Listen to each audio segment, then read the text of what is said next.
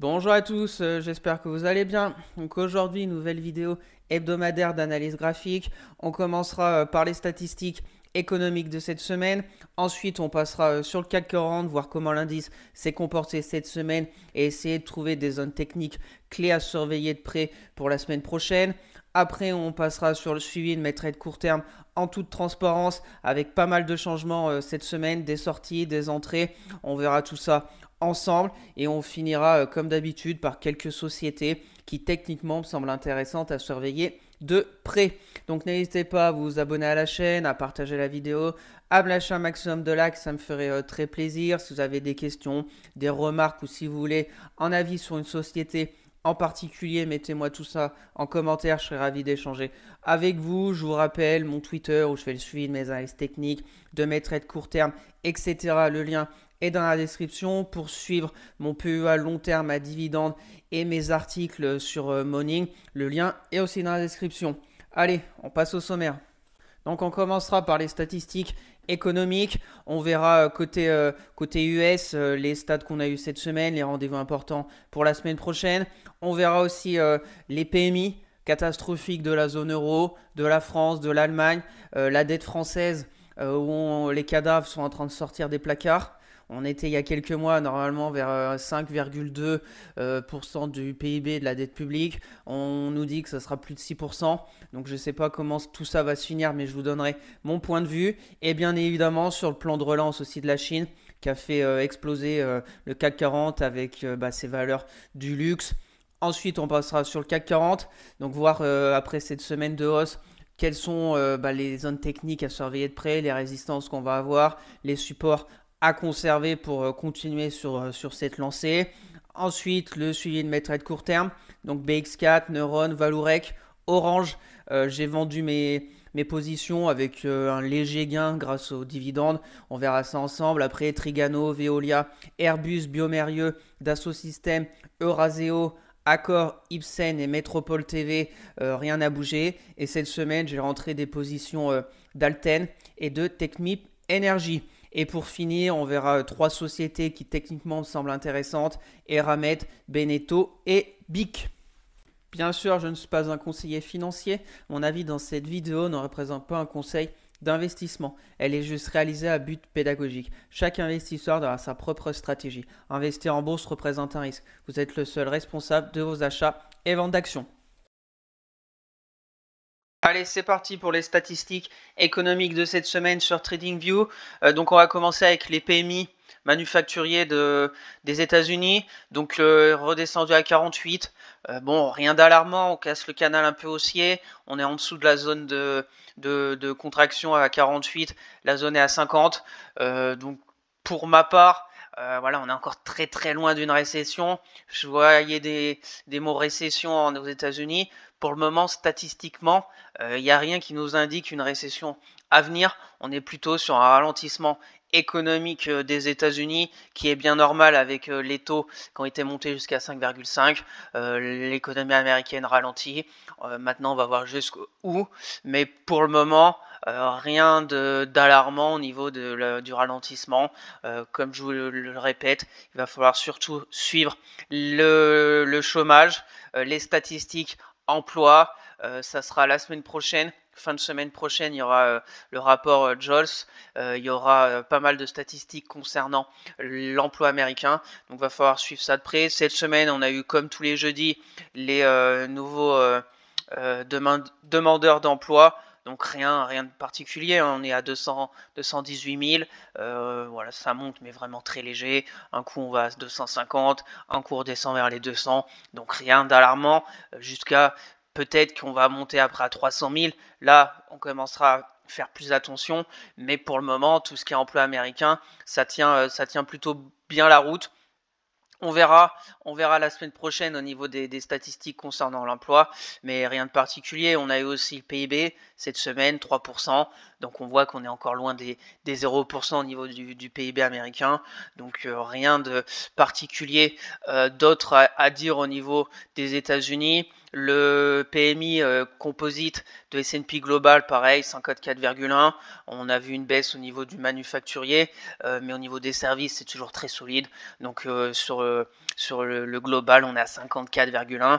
Donc on voit qu'on est encore bien au-dessus des 50 pour les PMI. Concernant les États-Unis, on va ouvrir maintenant le dossier France. Là, c'est beaucoup moins réjouissant. PMI manufacturier 42,1, ça plonge de partout. L'Allemagne aussi, c'est catastrophique. La zone euro, bien évidemment, avec l'Allemagne et la France qui sont catastrophiques, n'est pas bonne non plus. On a une zone euro vraiment au ralenti. Tous les PMI étaient plus faibles qu'attendus. La semaine prochaine, il y aura encore d'autres statistiques concernant l'économie européenne. Donc, il va falloir suivre ça de près. Maintenant qu'on a eu le pivot de la BCE, des baisses de taux, il faut vraiment que l'économie européenne se reprenne. Mais on a bien évidemment aussi notre souci France. On va y venir avec les taux d'intérêt, la dette abyssale. Donc il y a quelques mois, je crois que c'était en février ou mars, pour cette année, c'était 5,3% du PIB pour la dette publique française. Là, il y a quelques semaines, avec le nouveau gouvernement, on est passé à plus de 6%. Donc je me demande qui ment. Je me demande comment en quelques mois on peut passer de 5,3% à plus de 6%. On parle quand même des points de PIB, c'est pas quelques milliers d'euros, ça commence à chiffrer énormément. J'ai regardé aussi, la dette française représente presque 25% de la dette européenne.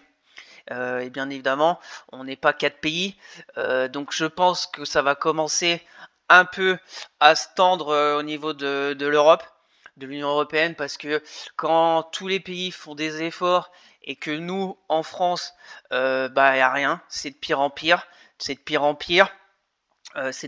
la dette publique. Va vite falloir trouver des solutions. Bonne chance au nouveau gouvernement, parce que là, je pense qu'il y a urgence. Pour le moment, on n'en parle pas trop, mais pour ma part, je dis danger. Alors bien évidemment, on me dit c'est la France, ça fait partie du G7, etc. C'est un énorme pays, c'est pas la Grèce, etc. J'espère, mais je me demande si ça va pas être, la semaine dernière, je vous en avais parlé, ça va pas être le déclencheur d'une nouvelle crise, la France. J'espère me tromper, mais il faut suivre ça quand même de très près, parce que j'ai l'impression qu'il n'y a plus de pilote dans l'avion. Tous les ans, les intérêts de la dette sont abyssales, et puis là on va voir le taux 10 ans, pareil, le taux 10 ans, ok, baisse, mais si on le compare avec le taux 10 ans allemand, il y a eu l'Espagne. On est comme l'Espagne, donc ça devient plus entre guillemets risqué sur le 10 ans de prendre la dette française que la dette allemande. Le Portugal nous a doublé, donc voilà, on est entre guillemets les cancres de la zone euro. Voilà, donc on voit. Je vous ai mis le graphe en hebdomadaire avec une sorte de canal haussier qu'on a cassé au niveau de la France. On retrouve le même graphique à peu près pour le 10 ans allemand. Et on voit que le 10 ans allemand reste bien dans son canal baissier. Et nous, cette semaine en France, on a cassé ce canal. Et si on regarde le spread, voilà, on est sur du 80, à peu près 0,79, 80. Voilà, on est sur les plus grands écarts qu'on a eu quand il y a eu la dissolution de l'Assemblée nationale, etc. On est revenu à ce point-là au niveau du spread entre le 10 ans français et le 10 ans allemand. Donc prudence. Ok, ça baisse, mais ça baisse plus vite en Allemagne qu'en France. Et là, on voit on se stabilise. Là, on est revenu là. Si on se met en ligne de clôture, on voit que le plus bas était le 9 septembre, et alors que l'Allemagne est en ce moment là sur la bougie hebdo de cette semaine sur encore des plus bas. Donc prudence. Je pense qu'il va falloir suivre ça de très près. Comme c'est en France, on va avoir pas mal d'infos et au moins on est au cœur du sujet. Mais voilà, ça me porte peine quand même. Je me demande pourquoi on en est arrivé à ce niveau-là. Voilà, sans faire de politique. C'est tous les bords politiques, hein, ça fait pas depuis 5 ans, ça fait je crois depuis 1975 qu'on n'a plus d'excédent public, donc tous les ans on accumule la dette, les intérêts de la dette, ça fait une boule de neige, et au bout d'un moment, peut-être que ça va encore durer 5 ans, 6 ans, 7 ans, on va avoir des pourcentages de PIB énormes, mais au bout d'un moment, il va bien falloir faire quelque chose. Donc les prochains rendez-vous au niveau de la dette publique française, etc., il va falloir faire un budget aussi pour l'État en octobre, je crois, dans 3 semaines. Donc on va bien voir ce qu'ils souhaitent mettre en place. Il va y avoir la BCE aussi qui demande des comptes. Et puis il va y avoir les agences de notation pour la France. On va voir si on va être dégradé. Il y aura aussi bien évidemment le FMI. Sauf que maintenant, au niveau de la zone euro, je pense qu'il n'y a plus de marge de manœuvre. Si la France commence à vraiment vaciller, on peut plus sortir le joker de la planche à billets, comme sont en train de le faire la Chine. Là, c'est vraiment, pour moi, il faut vraiment faire quelque chose. J'espère me tromper. J'aimerais que ça continue comme ça, que notre quotidien ne change pas. Mais je pense qu'il va vite falloir faire quelque chose, parce que je pense que s'il y a une crise majeure dans les prochains mois ou même les prochaines années, ce sera peut-être la dette des pays, parce que je pense qu'au bout d'un moment, on peut plus continuer comme ça. Donc on verra bien. De toute façon, on va suivre ça semaine après semaine, et s'il se passe quelque chose, eh ben on en reparlera. Et pour la semaine prochaine, bien évidemment, il y aura le dossier Chine à surveiller, il y aura des PMI. Alors bien évidemment, c'est pas avec un plan de relance au bout de 3 jours que ça va repartir. Va falloir voir ce que ça va donner. Pour moi, je pense qu'il va falloir attendre la fin de l'année, voir ce plan de relance à coût de milliards de yens. Donc ils ont sorti la planche à billets, la Chine, avec des facilités au niveau de l'immobilier, etc. On verra bien, c'est plutôt opaque, donc je me demande aussi au niveau de l'immobilier, il y avait eu pas mal d'infos. Evergrande a déposé le bilan. Il y avait énormément de problèmes au niveau de l'immobilier, on n'en parle plus. Donc on verra bien comment aussi l'économie chinoise va se relancer avec le gouvernement qui a sorti entre guillemets le bazooka pour essayer de relancer tout ça. Donc ça va être l'enjeu, je pense, durant cette fin d'année, voir la Chine si, avec ce plan de relance, arrive à sortir, entre guillemets, la tête de l'eau, avec une reprise économique saine pour la Chine. Donc voilà ce tour d'horizon. Bien évidemment, toujours la même chose aussi au niveau de la géopolitique, avec maintenant Israël et le Liban. Pour le moment, pas grand chose au niveau des marchés. Russie-Ukraine, toujours la même chose. Les matières premières, pétrole, est toujours à la cave, parce qu'il y a eu l'Arabie Saoudite qui a déclaré vouloir encore augmenter leur leur production de barils de pétrole. Donc ça a fait encore baisser le baril. On verra bien. C'est plutôt une bonne nouvelle pour l'inflation et même pour nous à notre quotidien avec le prix de l'essence. Donc affaire à suivre, rien à signaler au niveau de l'inflation. Bien évidemment, la semaine prochaine, il y aura l'inflation de la zone euro. Donc voilà, 2,2, rien à signaler, on verra bien. Il y aura le chômage à surveiller de très près des États-Unis, qui était dernièrement au mois de juillet à 4,2. On verra ce que ça donne la semaine prochaine, et on fera un autre point le week-end prochain. Allez, passons sur le CAC 40. Après cette semaine record, on va sûrement faire à peu près 4% sur la semaine. Notre meilleure semaine depuis le début d'année. On était ici à fin février 2,50, 3,56. Donc là, on va être aux alentours des 4%. Donc une semaine record sur le CAC 40. Grâce, bien évidemment, à cette relance au niveau de la Chine, sachant notre pondération du luxe. Quand on a du LVMH ou du Hermès qui fait 10%, bien évidemment, ça pousse le CAC 40. Pour ma part, je pense qu'on a cassé une zone très très importante à 7663. Pour moi, les semaines précédentes, j'étais plutôt neutre, baissier. Mais maintenant, je suis plutôt haussier, court terme. On verra bien jusqu'où ça va nous mener. C'est pour ça déjà depuis des semaines, je continue encore des achats sur des positions qui techniquement me semblent intéressantes. C'est pas parce que j'ai un billet baissier que je vais mettre full BX4 et attendre. Voilà, en bourse, faut savoir vite changer de fusil d'épaule, entre guillemets. Donc pour ma part, maintenant, je suis plutôt haussier court terme. Pourquoi? Parce que déjà techniquement on a cassé les 7663, donc on était sur une baisse comme ça, et là on a cassé le dernier sommet de la baisse.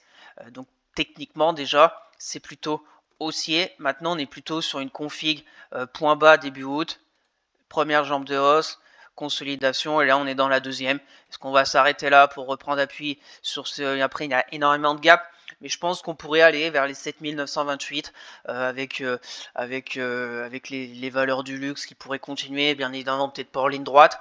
Là on est en hebdomadaire, on verra bien. Donc maintenant la zone, c'est toute cette zone vers les 7006 qu'il va falloir conserver si on veut vraiment aller plus haut dans les prochaines semaines. Voilà, au niveau du CAC 40, on voit que le RSI en hebdo c'est aussi positif, on vient de repasser au-dessus des 50, la petite moyenne mobile aussi, on a toutes les moyennes mobiles maintenant en dessous des cours au niveau de l'hebdomadaire.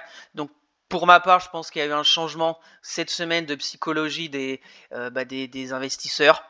Est-ce que ça va durer ou pas? J'en sais rien, mais moi je prends les graphiques qui sont devant mes yeux et puis j'essaye de trouver des opportunités. Donc voilà au niveau de l'hebdomadaire.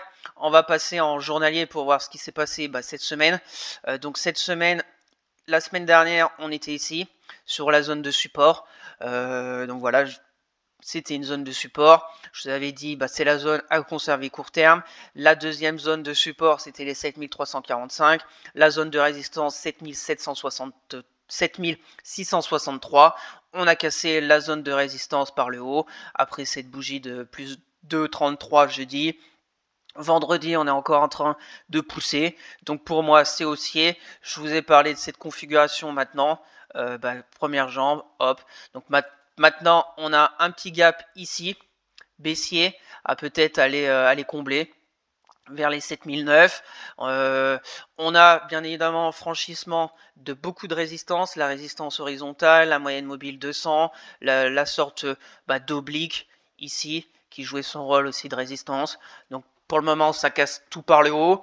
Maintenant, ce qu'il faut attendre, on va peut-être pas aller tout droit comme ça. Peut-être que la semaine prochaine, on va peut-être pas aller à 7900 en ligne droite. Ce qui serait intéressant, c'est une construction à peu près comme ça, un peu zigzag. Si on tient un peu même si on rentre un peu dans ce gap, je pense pas que ça soit véritablement, on va dire un retournement et qu'on va directement aller à 7005 voire en dessous. On pourrait retrouver des acheteurs qui ont loupé la hausse quand même fulgurante de jeudi. Je pense, comme je vous l'ai dit, au secteur du luxe, où je pense qu'il y en a beaucoup qui ont loupé le train, LVMH, Hermès et compagnie. Donc si on a un peu de repli sur le secteur du luxe, on pourrait avoir retrouvé des acheteurs, et bien évidemment le CAC pourrait repartir. Donc voilà au niveau du CAC 40. Ce qui est intéressant, toutes les moyennes mobiles sont aussi en dessous des cours en journalier. Le RSI est à 60-64, donc on n'est même pas encore rentré en zone de surachat. On a les bandes de Bollinger qui s'ouvrent, donc plutôt tous les signaux sont pour une poursuite de la hausse. Maintenant, comme vous le savez, en bourse, rien n'est sûr à 100%, mais techniquement, tous les signaux sont pour une poursuite de la hausse. Donc on verra bien. Donc pour conclure sur le CAC, la zone de support à conserver, par ici, 7663, le gap aussi à conserver, et la résistance, 7928. On est à peu près au milieu là. On verra la semaine prochaine comment ça va se dérouler. Et on refera le point le week-end prochain sur le CAC 40. Est-ce qu'on a on peut peut-être tracer pour le moment. Voilà. Voir si on continue sur cette config, on pourrait faire quelque chose comme ça. Voilà, faire ça, ça serait très intéressant, ça serait techniquement très très joli. Première jambe, on va regarder rapidement les retracements. Voilà, on a fait à peu près 50% de retracement de Fibo. Donc si on fait à peu près la même chose sur cette deuxième, on va dire, hausse. Ça nous referait revenir par là, 7006. Donc voilà, on verra bien si ça va se faire comme ça ou pas. On laisse tout ça comme ça et on se donne rendez-vous le week-end prochain au niveau du CAC 40. Allez, c'est parti pour le suivi de mes trades court terme avec pas mal de changements comme je vous l'ai dit. On va commencer avec le BX4. Donc j'ai vendu à peu près un peu plus de la moitié de mes actions de BX4 vendredi à 0,779 euros. Donc j'ai préféré encaisser ma perte d'un peu plus de 10% de moitié. Parce que comme je vous l'ai dit avec le CAC 40, on est plutôt maintenant sur peut-être une poursuite un peu de la hausse. Là, ça serait peut-être une reprise de la baisse du BX4. Donc voilà, on verra bien dans les jours à venir. On refera le point le week-end prochain. Donc je garde quand même la moitié parce que tout peut arriver. Il peut y avoir un retournement la semaine prochaine pour X ou Y raison et on sera déjà dedans. Mais à cet instant T, pour moi, il n'y a pas de signal de baisse. On a plus eu un signal haussier cette semaine. Donc je garde au cas où, comme je vous l'ai dit. Mais après, pour les personnes intéressées pour pourquoi pas prendre du BX4, il y a déjà deux stratégies. Soit une stratégie un peu comme je fais avec un peu une couverture parce que vous êtes pas mal exposé sur du court terme à des actions. Donc si ça repart à l'envers, et bon au moins votre BX4 progresse et vos actions baissent. Ou une stratégie carrément, vous avez vraiment un biais baissier et vous prenez du BX4. Le biais baissier, pour le moment, aucun signal. On a même les bandes de Bollinger qui s'ouvrent, etc. Pour ma part, le signal, c'est comme le CAC 40, la bougie là, de jeudi, qui pour moi, si dans la semaine prochaine, on revient un peu combler ce gap baissier sur le BX4, peut-être qu'on va repartir à la baisse sur le CAC 40, mais si on zigzague encore, on peut encore zigzaguer pour encore aller plus bas sur le BX4. Donc après, c'est à vous de faire votre choix. Moi, j'ai vendu la moitié de mes positions. On fera un point le week-end prochain. On continue Neuron. Donc Neuron, toujours la même situation. Pour moi, on est plutôt sous forme de range. On zigzag, on ne sait pas trop. Cette semaine, ça n'a pas tellement bougé. Peut-être même enlever un peu cette zone ici. Voilà, c'est un peu plus clair comme ça. Voilà, au niveau de mon PRU environ à 44,75, 44,85. C'est la résistance à franchir pour aller plus haut. Le support à préserver, les 40,50 €. Donc affaire à suivre sur Neuron. Rien de particulier cette semaine, je n'ai rien touché. Là, on est vraiment à la limite avec cette moyenne mobile aussi 200. On voit qu'elle joue un peu son rôle de résistance dynamique, parce que là, le 5 juillet, on avait réussi à passer au-dessus. 2 jours plus tard, on est repassé en dessous. Le 23 août, pareil, on est passé au-dessus. 2 jours plus tard, on est repassé en dessous. Et là, lundi, on aurait pu clôturer au-dessus de cette moyenne mobile 200. Et au final, cette semaine, même vendredi, avec une belle semaine, on est encore en dessous. Donc affaire à suivre. Je laisse tranquillement. Et puis s'il y a une opportunité d'en reprendre, j'en reprendrai sûrement. Et pour le moment, je garde tranquillement fond de portefeuille. Pour les personnes intéressées, pas grand-chose. Soit elle est très forte et on casse les 44,85 et peut-être ça va nous ouvrir la porte pour aller sur des nouveaux records, soit aux alentours des 48 €. Soit on va en bas encore chercher les 40 €. Et là, si on a encore un signal d'une reprise, ça pourrait être intéressant pour les personnes intéressées. Voilà, c'est un scénario à peu près comme ça. Comme voilà, après, bien évidemment, on n'en est pas encore là, vu qu'on est à 44 €, mais quelque chose comme ça, un risque récompense d'environ presque 3. Mais bien évidemment, il va falloir attendre des jours avant d'avoir ce scénario. Affaire à suivre. On continue Valourec, c'est toujours la même chose. Notre résistance oblique baissière qui est toujours présente. On la voit très bien en ligne de clôture. 1 fois, 2 fois, 3 fois, 4 fois, 5 fois, voire 6 fois. Le support, pareil, très costaud des 13 €. On voit que même mardi, on avait ouvert très bas, ça a payé. Jeudi, on fait une mèche basse dessus. Et vendredi, ça repart. Donc, est-ce qu'on va réussir enfin à passer cette oblique baissière? ça pourrait déjà être un signal positif. Et après, on aura la résistance des 14,50 €. Donc là, c'est pareil pour les personnes intéressées. Si ça continue, le schéma il est assez simple. Si on casse les 13 € plus un peu ce support oblique sur de l'hebdomadaire, qui est toujours aussi d'actualité, qui part de 2021, avec une config plutôt aussi intéressante. Voilà, vous avez mes zones d'intérêt pour l'hebdomadaire, 13 €, la résistance 14,50 €, et puis après la dernière zone, ça sera 12 € pour du moyen terme. On tient, donc il y a un scénario peut-être comme ça, pour les personnes intéressées déjà. On peut aussi rester sous forme un peu de range. Et puis après, on verra si on sort par le haut, ça sera bien évidemment très intéressant pour une reprise de la hausse de Valorec. Là, ça ne nous fait même pas un risque récompense de 1. Mais si on arrive déjà à casser la résistance oblique baissière, on aura la moyenne mobile 200 aussi en résistance. Et puis après, on pourra aller chercher peut-être les en dessous des 16 €. Donc affaire à suivre. Je suis dedans, mon PRU à 14,74 €. Affaire à suivre. S'il se passe quelque chose, je vous partagerai tout ça sur Twitter. Sinon, on fera le point samedi prochain. On continue, donc Orange, comme je vous l'ai dit sur Twitter, j'ai clôturé. J'ai clôturé jeudi parce que peut-être qu'il va y avoir un changement au niveau des secteurs. On voit que cette semaine, un CAC qui fait une semaine record. Bien évidemment, Orange qui est plutôt défensif. Télécom qui a très bien progressé durant la forte baisse du CAC. La baisse du CAC. Et ça vend Orange pour aller sur le luxe ou même peut-être la tech avec la baisse des taux. Donc je préfère clôturer. Ça m'a fait environ un gain de 1% parce que bon là moins 2, mais j'avais touché le dividende au mois de juin. Donc au final, on va dire, je ressors flat. Donc voilà, affaire à suivre. On va quand même la suivre s'il y a encore un changement d'ici là. Après, techniquement, c'est plutôt gelé. On a la jambe de hausse, le range. On sort par le haut, peut-être un pullback sur la zone de polarité vers les 10,30 € pour repartir, aller combler ce gap. Mais je préfère au moins pas perdre d'argent sur ce trade d'Orange.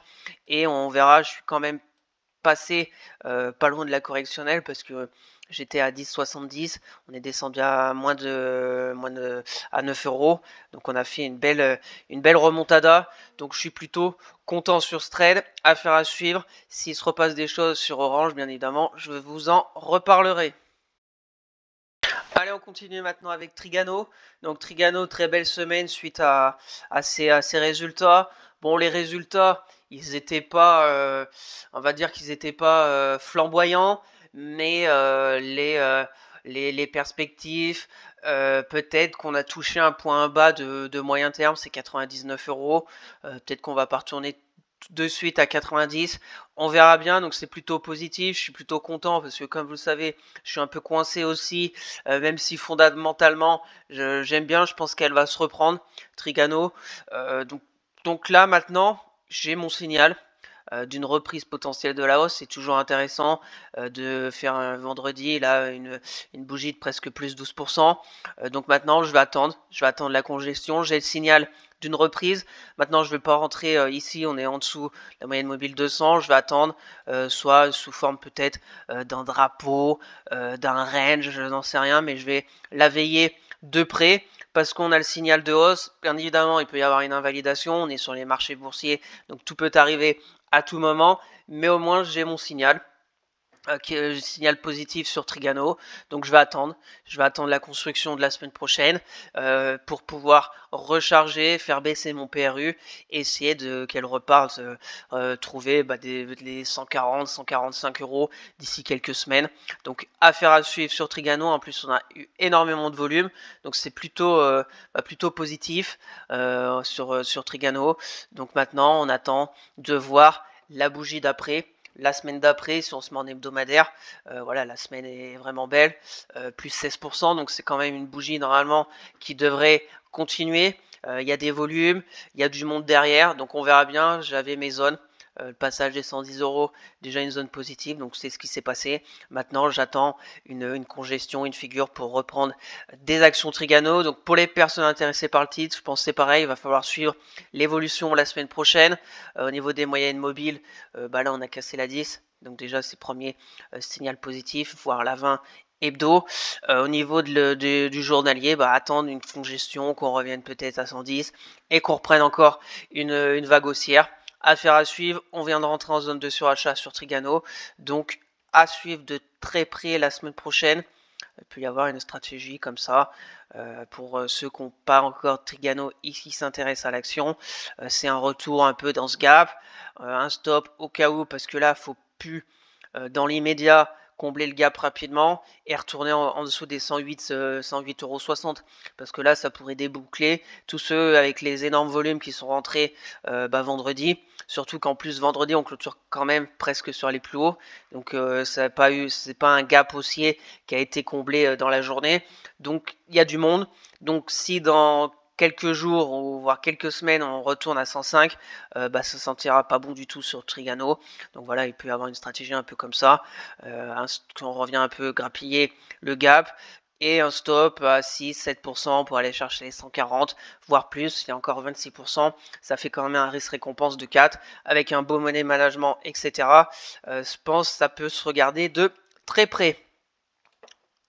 On va passer à Veolia. Donc Veolia, pas grand chose à signaler. On est toujours bloqué entre la résistance des 30-39, le support des 29-25. Mon PRU est environ à 31 €. Je garde tranquillement Veolia aussi, fonds de portefeuille. J'ai pas un enthousiasme fou pour en reprendre parce qu'on est un peu au milieu du range. Et puis je préfère attendre. Si je coupais, j'ai une petite perte de à peu près 2,5%. Mais je garde tranquillement, on verra la suite en sachant que les résultats vont bientôt arriver, donc ça pourrait avoir un autre catalyseur pour soit une poursuite de la hausse ou soit une reprise de la baisse. Donc ça va être l'enjeu, je pense, dans les prochaines semaines avec les résultats d'entreprise. Je vous partagerai aussi tout ça sur Twitter. Donc Veolia, on contient les 29-25 positifs, très belle zone de polarité. Pareil, si on revient par ici avec une mèche basse, par exemple comme il y a eu le 11 septembre, on pourrait peut-être tenter avec un stop assez serré. Déjà retourner là-haut, risque récompense de 2, et puis après 31,55, aussi une très belle zone de résistance au niveau de Veolia. On continue avec Airbus, donc Airbus, ça vivote, pareil, très belle zone de support à conserver à 127 €, sinon après on retourne à 120 €. Pour le moment, on voit que les moyennes mobiles, ça zigzague, ça se croise, ça se recroise. Première zone de résistance court terme à 135,66 pour après peut-être aller chercher 143. Pareil, je garde tranquillement. J'attends un peu les résultats parce qu'il y avait quelques soucis au niveau des livraisons d'avions, problème d'approvisionnement de pièces, moteurs, etc. Donc je vais quand même jouer la prudence sur Airbus, même si je pense avec les baisses de taux, la relance de la Chine, ça pourrait peut-être avoir des contrats avec Airbus. Donc voilà, je reste attentif. Dans l'immédiat, rien de particulier à faire, je pense. Même pour les personnes intéressées, il faudrait soit revenir vers 127 et que ça reparte. Même si là on était revenu, c'était pas mal cette hausse, mais on a vite fait un contre-pied. Donc c'est un peu indécis. Peut-être le catalyseur, ça sera fin octobre, avec les résultats et les perspectives pour Airbus.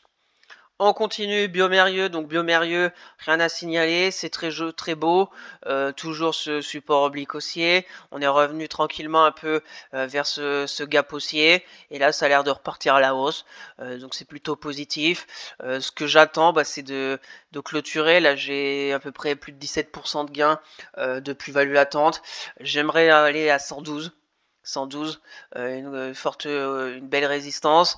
Est-ce qu'on va y arriver? J'en sais rien. Peut-être que le secteur de la santé va aussi un peu baisser s'il y a une rotation sectorielle.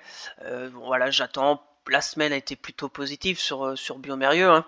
Après la semaine d'avant, on fait -3, là on fait plus de 50. Donc rien à signaler de particulier. Je laisse tranquillement. Et je prendrai mes gains, soit si je sens qu'elle peut repartir à la baisse, un peu comme Orange, ou si on arrive peut-être à 112, il faut savoir aussi encaisser, il y a pas mal de gaps aussi ouverts, mais la configuration est plutôt belle, parce qu'on ne va pas en ligne droite, on on fait une belle poussée haussière, on revient un peu vers la moyenne mobile 20. Là, pareil, on est revenu vers la moyenne mobile 20. Donc, ça serait bien qu'on retourne à 112. On verra bien si ça va être le cas dans les prochains jours.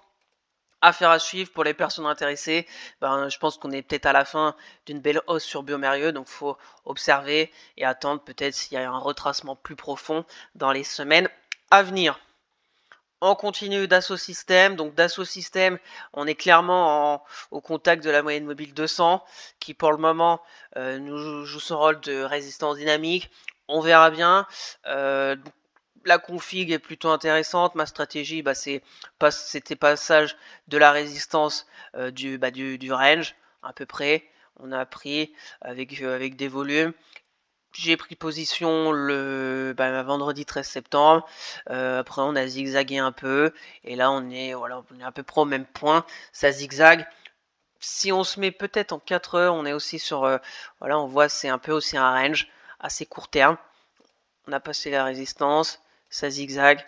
Donc si on arrive à, on va dire, à clôturer sur une bougie journalière à 37 €, ça serait positif, on serait au-dessus de cette moyenne mobile 200 et ça nous ouvrirait la porte pour aller peut-être chercher les 38,50. Donc, affaire à suivre, je garde pour le moment en portefeuille, on est au niveau du PRU, donc pas de quoi renforcer ni vendre. On va laisser voir ce qui va se passer avec ces baisses de taux, le secteur de la tech et Dassault Systèmes qui a quand même pas mal souffert ces derniers mois. Donc affaire à suivre sur Dassault Systèmes. Hebdomadaire, intéressant ce passage de moyenne mobile 20. Donc si en hebdo on arrive à faire un croisement M10, M20, ça serait positif. La dernière fois, on a fait un croisement à la hausse, ça s'est plutôt bien passé. Ici, novembre. Ici, croisement M20, M10 en février 2023 aussi. On a fait une belle poussée haussière. Donc, ça va être l'enjeu peut-être dans la semaine prochaine qu'on arrive au moins à se stabiliser vers les 37. Et on verra bien. Donc, pour les personnes bien évidemment intéressées, il y a toujours un peu la stratégie comme celle-ci. À voir si on revient. Dans un premier temps, ça fait un risque récompense de 1, bien évidemment. Parce que si on retourne en dessous des 35, ça sentira un peu mauvais. On retournerait dans ce range un peu de stabilisation. Donc ça serait quand même pas bon si on passe en dessous des 35 €. Et puis après, bon, on peut aller bien en plus haut. Mais on verra ça semaine après semaine. On continue avec Euraseo. Donc Euraseo, pareil, pris vendredi 13 septembre. Stratégie, c'était passage de résistance oblique baissière. Soutien avec un support haussier. On a changé de tendance parce que on a fait jambe de hausse, retracement. Et là, on avait cassé la dernière, le dernier sommet de la hausse, avec en plus la zone de polarité des 72 €. Donc j'ai pris position, 73 € de PRU. Pour le moment, ça continue. On va bientôt arriver sur la prochaine résistance des 77,40. Il y avait aussi la moyenne mobile 200, mais bon, pour le moment, on est très limite. On voit jeudi une très belle bougie, vendredi une petite baisse. On verra bien ce que ça donne. On a les moyennes mobiles tout en soutien maintenant, avec la 200 qui est limite, mais on a la 10, la 20, la 50 bien aligné. Le RSI très positif, on n'est même pas encore en zone de surachat.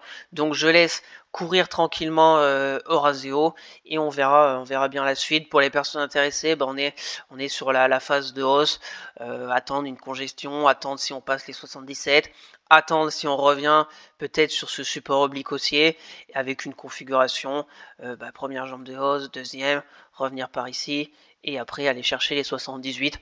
Donc affaire à suivre et rendez-vous dans une semaine, sauf s'il se passe quelque chose que je vous partagerai sur Twitter. On continue avec Accor. Accor, pareil, pris position vendredi 13 septembre, sur passage de la résistance, moyenne mobile 200, il y avait pas mal de choses intéressantes parce qu'on avait eu la congestion, le passage de l'oblique baissière, la congestion, à plat au-dessus sur la moyenne mobile 200 et puis là on est reparti à la hausse. Donc plutôt positif ce qui se passe sur Accor, avec un gap haussier.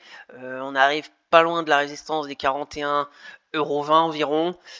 Donc voilà, je laisse aussi courir. Pas grand chose à signaler particulier, on est sur la phase haussière. Pour les personnes intéressées à attendre peut-être un retracement vers 39,50, un stop vers la moyenne mobile, on va aller chercher là-haut, et puis après, bien évidemment, plus il y a là-haut, hein. Record absolu d'accord. Ah non, pardon, excusez-moi, Accor a déjà fait des sommets bien plus hauts, à 49, 50 euros dans le passé. Donc voilà, il y a encore des choses à faire si elle veut vraiment repartir à la hausse.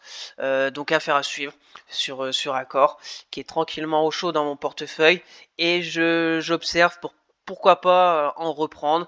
On verra bien aussi si le secteur du tourisme continue un peu à être plutôt intéressant, et surtout le titre Accor. On continue avec Ipsen. Donc Ipsen, rien à signaler cette semaine. Elle a fait, je pense, du surplace. Voilà, on voit la bougie hebdo, moins 0,18. Donc rien ne s'est passé cette semaine sur Ipsen. Plutôt positif parce que la semaine précédente, on avait fait plus 6%. Donc il n'y a pas eu des énormes prises de bénéfices. Il y a eu de la bataille, mais voilà, on voit une bougie rouge, une bougie verte. On bataille avec cette moyenne mobile 200 journalière qui est, va falloir vraiment qu'on s'extrait de cette moyenne mobile. On verra bien. Donc pareil, peut-être pour les personnes intéressées, si on arrive à s'extraire, si on se met en 4 heures, voilà, on voit bien un peu cette hésitation, la hausse, et là ça zigzague.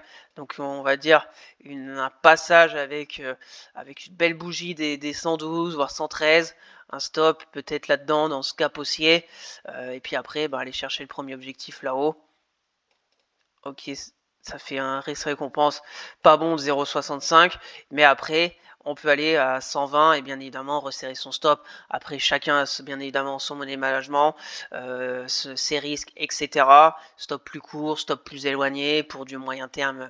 Ça après, c'est à vous de voir. Moi je suis dedans, je suis au même point qu'il y a une semaine et demie sur Ipsen. Donc je garde tranquillement en portefeuille. On verra s'il y a soit une opportunité pour en reprendre, soit il y a des signaux de faiblesse, et là il faudra sortir. Mais pour le moment, c'est ni le cas d'une vraie hausse à venir, ni le cas d'une vraie baisse à venir. Donc dans l'indécision. On continue avec Métropole TV. Donc Métropole TV, mardi 17 septembre. Pas grand chose cette semaine. Plutôt positif, mais attention, on voit très bien vendredi ce qui s'est passé. On est arrivé sur la moyenne mobile 200, on est arrivé sur le gap baissier du 24 juillet. On va enlever ça pour le moment. Sur le gap baissier, donc prise de bénéfice léger, hein, presque moins 1, mais bon, on verra bien comment ça va se passer la semaine prochaine, si ça va continuer ou pas. Après la config, tant qu'on tient un peu ce support oblique haussier que j'ai tracé, la moyenne mobile 20 journalière, et je vais garder, on verra bien. Par contre, si on passe en dessous des 12,34, là ça sera moins intéressant parce qu'on reviendrait un peu là-dedans vers les 12 euros, et là je pense 12,34, 2-3%. Je vais essayer d'être assez serré sur le stop, parce que déjà Métropole TV fondamentalement c'est pas dans ma stratégie des entreprises. Je pense qu'il y a beaucoup mieux à faire que Métropole TV, mais techniquement intéressante. C'est pour ça que j'ai pris position sur franchissement de la résistance des 12,34, et pour le moment ça continue de partir sur une config haussière avec les moyennes mobiles 10, 20, 50. Il manque plus que la 200, le comblement du gap. Pourquoi pas aller un peu vers les 13,20 €, ce qui serait pour moi un très bel objectif. Donc bien évidemment, pour les personnes intéressées, tant qu'on reste au-dessus des 12,34, c'est positif. Tant qu'on tient la moyenne mobile 20 et ce petit support oblique haussier, c'est aussi positif pour une poursuite de la hausse.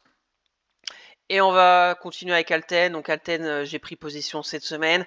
Alten, je vous en ai déjà parlé le week-end dernier dans ma vidéo hebdo, parce que techniquement je l'aimais bien, et ça a continué cette semaine. Donc qu'est-ce que j'aime bien sur Alten? On va se mettre en hebdo quand même pour voir. Donc c'est le passage de ce canal baissier. On voit très bien la résistance qui est un peu la moyenne mobile 10 hebdo. Et cette semaine, on fait une belle semaine à plus 6. On casse la résistance oblique baissière. On casse la moyenne mobile 10, et on casse la résistance horizontale des 102 € environ. Donc j'ai pris position jeudi.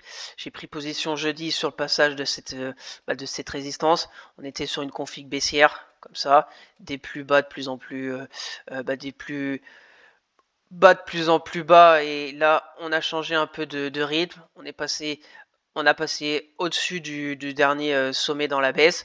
Donc, on est plus baissier, on est plutôt neutre, on est repassé neutre. Va falloir vraiment, pour vraiment être haussier, passer les 110 €. C'est mon premier objectif, aller à 110, voir cette moyenne mobile de 100. On verra bien si c'est ce qui va se passer ou pas. Donc, affaire à suivre. Pour les personnes intéressées, c'est encore tout à fait possible si le dossier vous intéresse. Pour moi, la limite, c'est ce gap haussier. Si on retourne, on va dire, en dessous des 99, en dessous des 100 €, ça serait déjà pas un bon signe de retourner là-dedans rapidement. On verra bien si ça tient au moins la semaine prochaine. Ça ferait un risque-récompense d'un peu plus de 1,5 avec ce genre de scénario. On peut peut-être avoir une petite respiration aussi la semaine prochaine. Tant qu'on ne revient pas combler ce gap rapidement et qu'on retourne, comme je vous l'ai dit, en dessous des 99 €, c'est toujours positif sur Alten. Et on va finir avec Technip Energy. Donc Technip Energy, j'ai pris position, même si bon, le secteur des énergies, etc., peut-être qu'aussi il va y avoir un peu de flottement là-dedans. Mais ce que j'aime bien sur Technip Energy, c'est le retour sur cette zone de polarité à 21,78. Donc j'avais pris position vendredi. J'ai peut-être pris un peu trop tôt dans la journée parce qu'à vers 22 € et la bougie rouge est quand même pas belle de jeudi, mais vendredi il y a eu une petite réaction, donc on va suivre de près, on va voir l'objectif. La stratégie est assez claire, hein. Mon PRU est là. Maintenant qu'on a eu le retour des acheteurs un peu vendredi pour sauver, je vais pas dire sauver la semaine, mais on voit mèche basse, mèche haute, ça zigzag. Il faut quand même se rappeler que la semaine d'avant on fait plus 6, donc rien d'alarmant. J'avais cette zone en hebdomadaire, bien évidemment c'est la zone de polarité, on est passé au-dessus. Donc pour moi la config est plutôt peut-être comme ça, c'est ce que j'aimerais. Je prends position, on verra bien. Je pense que si on revient la semaine prochaine vers les 21,32, et je prendrai ma petite perte de 3%. Et au contraire, si on va là-haut, l'objectif est très clairement à 24 €, hein. Très grosse résistance, septembre 2023, avril 2024 et récemment juillet 2024. Donc on verra bien, on va suivre ça la semaine. S'il se passe quelque chose, je vous partagerai sur Twitter. Et pour les personnes intéressées par le dossier Technip Energy, et voir si lundi ça continue comme la bougie de vendredi, ça serait un signal très positif. Les moyennes mobiles, on voit qu'on bataille avec la moyenne mobile 200, mais comme on est un peu plutôt très neutre, hein, c'est clairement un peu cette config. C'est ce que j'aimerais, un peu range entre 20 et 24 depuis un moment. Ici on a eu un écart à la baisse, mais si on regarde depuis septembre 2023, c'est à peu près ça. Donc depuis un an, on va chercher les 24, on retourne vers les 20. Même là, si on a fait un écart en février 2024, c'est à peu près ça, Technip Energy. On est, on va dire, au milieu du range un peu moyen terme. On va revoir si elle a la force de retourner à 24 € dans les prochains jours. Donc voilà, ce tour d'horizon assez complet de mes trades court terme avec pas mal de changements. BX4 que j'ai coupé en deux. Orange que j'ai vendu toutes mes actions où je ressors avec un très léger gain. Et Alten et Technip Energy que j'ai pris position cette semaine. Et on va finir comme d'habitude avec quelques sociétés qui techniquement me semblent intéressantes à surveiller. Donc on va commencer avec Eramet. Eramet, je vous en parle depuis un long moment. Déjà, je vous en parle en hebdomadaire avec cette zone des 61 €. Donc bravo s'il y en a qui ont pris position sur ce support. Parce que cette semaine, elle nous fait un plus 14%. Donc ça commence à être vraiment pas mal, c'est très cyclique. Est-ce qu'elle va être portée encore avec le plan de relance de la Chine? Peut-être, c'est pour ça que je vais observer maintenant. Ce que je vais observer sur Eramet, on a franchi les 68,10. Peut-être un retour là-dedans. On aurait peut-être une config, si on se met en ligne, peut-être en hebdo, on verra mieux. Une sorte de tête-épaule. mais bon, qui est pas du tout encore en construction. Épaule gauche, tête, et là, peut-être qu'on pourrait faire quelque chose comme ça. Et là, ça serait intéressant.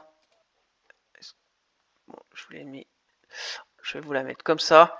De toute façon, vous comprenez un peu l'idée de la tête épaule, l'épaule gauche, la tête qui pourrait faire comme ça et l'épaule droite. Et là, si on casse les 75 €, et ben pour avoir un peu un objectif, c'est la hauteur de la tête. Aller chercher les 88, 89 €. On n'en est bien évidemment pas encore là, parce qu'il faut déjà qu'on aille vers les 74, qu'on rebaisse à 68, et qu'à 68, ça repart casser la ligne de coup. Donc, à suivre. Je vais observer Ramet, qui peut être porté avec la Chine. Première résistance 74,85. Maintenant, le support est à 68. Donc, ce que je vais attendre, c'est si on a un petit pullback là-dedans, avec un retour après cette belle hausse. Je sais pas, on peut regarder les retracements de Fibo. Voilà, jusqu'à ici, à 68, 38 de retracement pour reprendre la hausse avec par exemple un stop qui suit un peu la moyenne mobile 10. Je sais pas, après peut-être en 4 heures, il y a aussi des choses intéressantes. On voit en 4 heures la moyenne mobile 200 en 4 heures qui est pour le moment en résistance. Ça fait un moment qu'on n'a pas réussi à passer. On a les moyennes mobiles en dessous. Voilà, il peut y avoir un schéma comme ça que je vais observer la semaine avec un risque d'environ 7% pour aller chercher 17%. Ça peut être intéressant. Bien évidemment, avant d'aller là-haut, il faudra passer cette résistance. Ça nous fait un risque-récompense d'un peu plus de 1. Après, c'est à vous de faire votre choix. Moi, je vais l'observer parce que techniquement, on a un signal d'une reprise. C'est une valeur cyclique, donc je dis pas qu'elle va aller à 113 €, mais ça pourrait repartir sur un cycle un peu haussier avec la Chine, la baisse des taux et bien évidemment les matières premières avec Eramet. On continue avec Beneteau. Donc Beneteau, c'est la même chose. Beneteau a été très suivi cette semaine. La config est belle parce que on avait ici un gap haussier, un gap baissier pardon, qui a été comblé avec la bougie de jeudi. Vendredi, ça a continué, ça s'est pas dégonflé. On a cassé la résistance des 9,50 €. Donc c'est propre, c'est joli. Maintenant, c'est un peu attendre, peut-être on va mettre un support, attendre un peu la même chose que là, on a fait la hausse, le pullback, attendre un pullback à 9,50 et aller chercher les 10 €, les 11 €. On verra bien, pour le moment on est un peu au milieu. Ça fait un risque récompense de 2 si on a une config un peu dans le même style. On verra bien si elle va être encore poussée ou pas. Et on fera le point peut-être la semaine prochaine encore sur Beneteau. Bien évidemment, je vais tout vous faire suivre sur Twitter. Et si je prends position, bien évidemment, je vous partagerai aussi. Comme d'habitude, on va faire un tour rapidement en hebdo. Voilà, en hebdo, ma zone clé, c'était les 9,50. On voit très bien, c'était la résistance. On a fait peut-être aussi un double creux. Donc double creux, je vous rappelle, on prend la distance. Hop, ça a cassé. Donc voilà, ça nous donne un objectif théorique à 11 €. Après, on va peut-être pas y aller en ligne droite. Ça veut dire peut-être que le week-end prochain, on sera pas à 11 €. Mais en zigzagant, on peut aller à 11 €.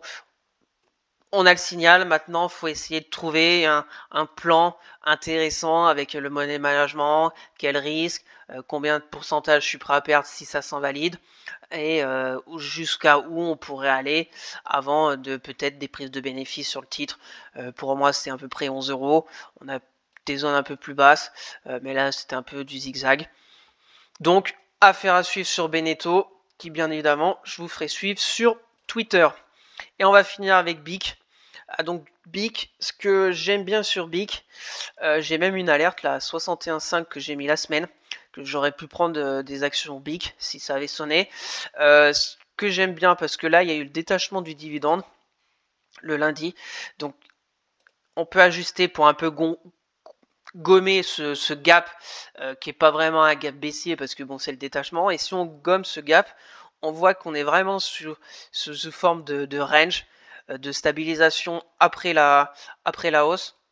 Donc ce que j'attends, c'est de casser les 61,05 €, voir un retour des acheteurs pour après aller peut-être à 66. Donc la stratégie est assez simple, on va se mettre en normal parce que je préfère quand même être en normal.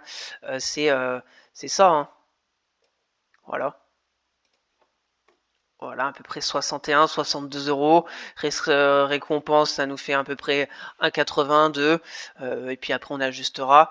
Le seul chose, on a la moyenne mobile 200, mais comme il y a eu un peu le gap la semaine, je sais pas trop, c'est hésite. Tant qu'on tient les 60,30 €, c'est positif. Et après, on pourra aller chercher les 66. Donc, affaire à suivre sur BIC, qui me semble aussi intéressante, même si c'est peut-être pas un secteur qui va être recherché dans l'immédiat, avec, c'est pas le luxe ou voir l'automobile, etc. Mais pour le moment, ça se tient bien. La semaine, pas grand-chose à signaler. Il n'y a pas eu des prises de bénéfices après le détachement du dividende. Donc je vais observer, voir ce qui se passe sur BIC la semaine prochaine. En hebdo, voilà, j'avais cette zone 60,30 € à franchir. C'est ce qui s'est passé. On fait peut-être une sorte de pullback pour repartir. On verra bien. Après, si on élargit sur du moyen terme, on est vraiment sur une sorte de canal haussier. Même si pour moi, 69 € est une très très grosse résistance, parce que ça fait depuis un moment qu'on n'arrive pas à la franchir. Donc affaire à suivre sur BIC pour plutôt du court terme, pour aller chercher peut-être 69 €, qui serait très intéressant au niveau de BIC. Donc voilà pour ces 3 sociétés que je vais vous faire suivre sur Twitter. Et si je prends position, je vous partage tout ça. Et si la config est toujours intéressante la semaine prochaine, on en reparlera. Donc merci à tous d'avoir suivi cette vidéo, j'espère que ça vous plaît, que chaque week-end je vous fasse un point sur les statistiques économiques de la semaine, le CAC 40, voir comment l'indice s'est comporté la semaine et les zones techniques clés à surveiller de près la semaine suivante, le suivi de mes trades court terme avec mes changements de position, etc. en toute transparence comme d'habitude, et puis quelques sociétés qui techniquement me semblent intéressantes à surveiller de près. Donc n'hésitez pas à vous abonner à la chaîne, à partager la vidéo, à me lâcher un maximum de likes, ça me ferait très plaisir. Si vous avez des questions, des remarques ou si vous voulez un avis sur une société en particulier, mettez-moi tout ça en commentaire. Je serais ravi d'échanger avec vous. Je vous rappelle mon Twitter où je fais le suivi de mes analyses techniques, de mes trades court terme, etc. Le lien est dans la description pour suivre mon PE à long terme à dividende sur Morning et puis mes articles avec la nouvelle page d'accueil Morning. Le lien est aussi dans la description. Sur ce, je vous souhaite un excellent week-end et on se retrouvera peut-être plusieurs fois la semaine prochaine. Je vous prépare quelques surprises sur peut-être des vidéos d'analyse fondamentale et technique avec une durée d'environ 15 minutes. J'ai peut-être 2 sociétés qui techniquement et fondamentalement me plaisent pas mal et j'aimerais vous les partager. Allez, bye!